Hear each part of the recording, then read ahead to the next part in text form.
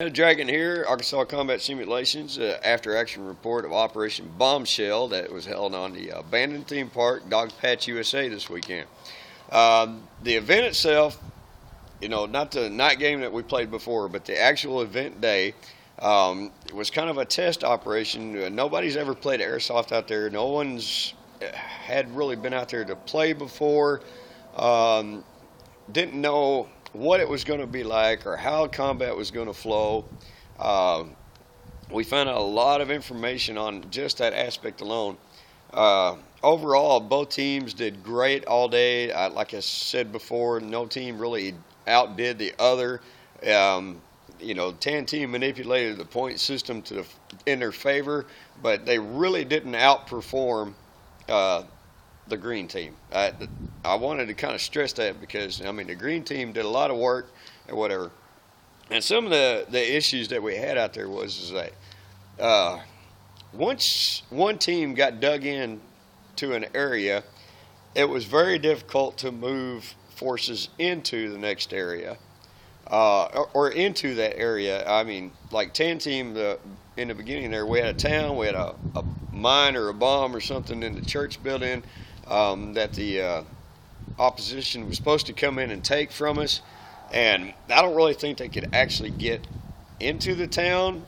We had enough operators staggered around that we had it on lockdown, and it would have taken a major frontal assault, major push with everybody working together and to uproot us out of that place. And the accesses, the entrances to these areas were very narrow, very limited. It kind of bottlenecked stuff. And I kept telling the main administration, I said, I think that's what killed the action aspects of this event, was that there was just too many bottlenecks. We didn't have enough ways to cross the moat, or river, whatever you want to call it. It led to one team being frustrated, and then whenever situations were reversed, where it's like our team, the Tan team, was trying to get into an area and finding the same things. We can't push forward, we can't get in there because of that bottleneck situation, led to frustration on our side. A lot of aspects people were doing out there, it become frustrating, and everybody was aggravated. And as the temperatures started rising up, kind of higher temperatures for this time of year. As the temperatures are going up, so are people's aggravation levels, and sometimes that just happens, and the administration dealt with it, accordingly. We had some heated disputes. As far as that goes, yeah, there was a little bit of issue with unclear boundaries at times too. I thought it was like we couldn't get near the road.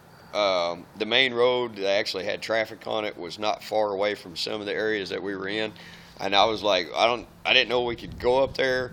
I walked up at one just to look around or whatever, and it's like I got shot, from the side back end of me, and the road is right there. I could have spit and hit the road, and I'm like, what are you guys doing up here, shooting at people right by this, major highway? That's not cool. But anyways, things happen. No one was real. There was some aspects in the areas that we weren't really super clear on if we could use it or if we couldn't use it, what was allowed, what wasn't. Most people tried to use common sense in that aspect, and that was a good thing. But you always got those few that they either ignore the common sense aspect or they just ignore it, because they want that, a little bit of a tactical advantage or whatever. But other than that, as far as like the area goes, I wasn't too super impressed after playing on it, just because of the bottleneck issues. The combat flow had some problems in that area.